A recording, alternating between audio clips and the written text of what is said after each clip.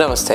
So ಇವತ್ತು stone treatment, ಕಲ್ಲಿನ treatment ಹೇಗೆ ಏನು ಎಲ್ಲ ಟ್ರೀಟ್ಮೆಂಟ್ ಮಾಡ್ತೇವೆ ಅಂತ ಹೇಳಿ ಆಪ್ರೇಷನ್ ಮಾಡೋದ್ರಲ್ಲಿ ಹೊಸದು ಬಂದಿರೋದು RIRS ಅಂತ, ರೆಟ್ರೋಗ್ರೇಡ್ ಇಂಟ್ರಾರಿನಲ್ ಸರ್ಜರಿ. ಇದಕ್ಕೆ ಕಿಡ್ನಿಯಲ್ಲಿದ್ದ ಕಲ್ಲನ್ನು ನಾವು ಮೂತ್ರ ಹೋಗುವ ರಸ್ತೆಯಲ್ಲೇ ಕ್ಯಾಮ್ರಾ ಹಾಕಿ ಕಿಡ್ನಿ ಒಳಗೆ ತೊಗೊಂಡೋಗೋ ಫ್ಲೆಕ್ಸಿಬಲ್ ಸ್ಕೋಪ್ ಅಂತಿದೆ. ಅದು ಪ್ರತಿ ಕಿಡ್ನಿಯ ಪ್ರತಿ ನುಕ್ ಆ್ಯಂಡ್ ಕಾರ್ನರ್ ಒಳಗೆ ಹೋಗಿ ಕಲ್ಲನ್ನು ಲೇಸರ್ ಮೂಲಕ ಅದನ್ನು ಹೊಡೆದು ಪೂರ್ತಿ ಪುಡಿ ಮಾಡಿ ತೆಗಿಲಿಕ್ಕಾಗ್ತದೆ. ಇದು ಸ್ವಲ್ಪ ಹೊಸ ಟ್ರೀಟ್ಮೆಂಟ್. ಇದಕ್ಕಿಂತ ಮುಂಚೆ ಯೂಶ್ವಲಿ ಸ್ಟೆಂಟ್ ಮಾಡಬೇಕಾಗ್ತದೆ ಪೇಷಂಟಿಗೆ ಒಂದು 10-15 ದಿವಸ, ಮತ್ತು ಸೆಕೆಂಡ್ ಸ್ಟೇಜಲ್ಲಿ ಇದನ್ನು ಆಪ್ರೇಷನ್ ಮಾಡೋದು. ಬಟ್ ಯಾವುದೇ ರೀತಿಯ ಸ್ಕಾರ್ ಇಲ್ಲದೆ, ಗಾಯ ಇಲ್ಲದೆ ಆಪ್ರೇಷನ್ ಮಾಡಲಿಕ್ಕಾಗ್ತದೆ. ಆ್ಯಂಡ್ ಈವನ್ ನೆಕ್ಸ್ಟ್ ಡೇಯಿಂದಲೇ ಪೇಷಂಟ್ ಡಿಸ್ಚಾರ್ಜ್ ಆಗಿದ್ದು ಮಾರನೇ ದಿವಸದಿಂದ ಕೆಲಸಕ್ಕೆ ಹೋಗ್ಬೋದು.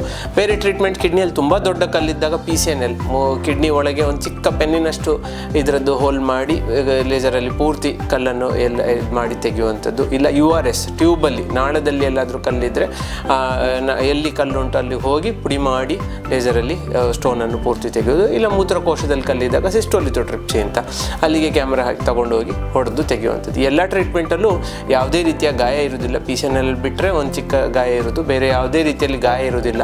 ಒಳಗೆ ಒಂದು ಸ್ಟೆಂಟ್ ಇಟ್ಟಿರ್ಬೋದು. 15 ದಿವಸ ಆದಮೇಲೆ ಅದನ್ನು ತೆಗಿಬೇಕಾಗ್ತದೆ ಯೂಶ್ವಲಿ. ಧನ್ಯವಾದಗಳು.